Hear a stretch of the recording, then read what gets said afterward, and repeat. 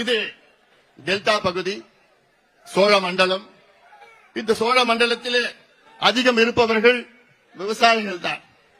இந்த விவசாயிகளிடம் பல கேள்விகளை நாம் கேட்க வேண்டும். இன்னைக்கு விவசாயத்திற்கும் விவசாயிகளுக்கும் தமிழ்நாட்டிலே ஒரே ஒரு தலைவர், பாதுகாவலர் யாரு? நம்முடைய மருத்துவர் ஐயா அவர்கள் தான். ஐயா ஒரு அடிப்படை விவசாயி. விவசாயிகளுக்கு எந்த பிரச்சனை இருந்தாலும் உடனடியாக ஐயா அவர்கள் போராட்டம், அறிக்கைகள் விட்டு எத்தனையோ பிரச்சனைகளை தீர்த்திருக்கின்றார் ஐயா அவர்கள். ஆனால் இங்க இருக்கின்ற விவசாயிகள் ஏன் எங்களுக்கு வாக்களிக்க மறுக்கிறீர்கள்? நான் கேட்கிற கேள்வி நியாயமான கேள்வி தானே. விவசாயிகளுக்கு, இங்க இருக்கிற டெல்டா விவசாயிகளுக்கு உங்களுக்கு பாதுகாவலர் யாரு? எங்களுடைய மருத்துவர் ஐயா அவர்கள் தான்.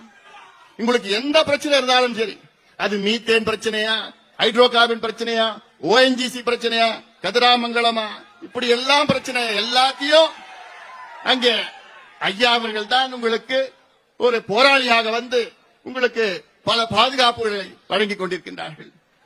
அது மட்டுமல்ல, இந்த டெல்டாவுக்கு இந்த மீத்தேன் திட்டத்தை அதை கையெழுத்து போட்டதை யாரு? ஸ்டாலின் அவர்கள் தான். இப்படி ஒரு தலைவர் ஸ்டாலின் அவர்கள். இன்னைக்கு நீங்கள் எல்லாம் அவரை முதலமைச்சராக இருக்கிறீர்கள்.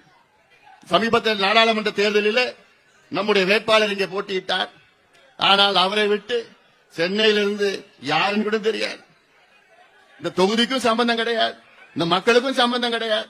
எங்கிருந்தோ வந்து அந்த ஒரு வேட்பாளரை 3 லட்சம் ஓட்டு, 3 லட்சம் வாக்குகள் வித்தியாசத்தில் வெற்றி பெற வைக்கிறீர்களே, உங்களுக்கு என்னதான் நாங்க செய்யணும்? அப்புறம் உண்மையான உங்களுக்கு பாதுகாவலர் யாரு? ஒட்டுமொத்தம் இந்த சோழர் மண்டலம், இந்த டெல்டா பகுதியை பாதுகாக்க, காவிரி டெல்டாவை பாதுகாக்கப்பட்ட மண்டலமாக சட்டத்தை கொண்டு வந்தவர் எங்களுடைய மருத்துவர் ஐயா அவர்கள்.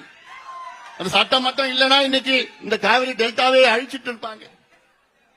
காவிரி டெல்டாவில் பெட்ரோ கெமிக்கல் மண்டலம் கிட்டத்தட்ட 45 கிராமங்கள். இந்த 45 கிராமங்கள் மட்டுமில்ல, ஒட்டுமொத்த டெல்டாவை அழித்திருப்பார்கள். அப்படி அவ்வளவு பெரிய திட்டத்தை கொண்டு வந்து அதில் முதலாக போராட்டத்தை அறிவித்தவர் நம்முடைய மருத்துவர் ஐயா. அறிவித்து பல கட்ட போராட்டங்களை நடத்தி இன்று அந்த திட்டத்தையே அரசாங்கம் ரத்து செய்திருக்கிறது. மீண்டும் சொல்கின்றேன், ஒட்டுமொத்தமாக பாதுகாக்கப்பட்ட மண்டலமாக நம்முடைய மருத்துவர் ஐயா அவர்கள் இந்த காவிரி டெல்டாவை பாதுகாவலராக இருந்து வருகிறார்கள். அதனால்தான் நான் கேட்கிறேன், நியாயமா நான் கேட்கிறேன். நான்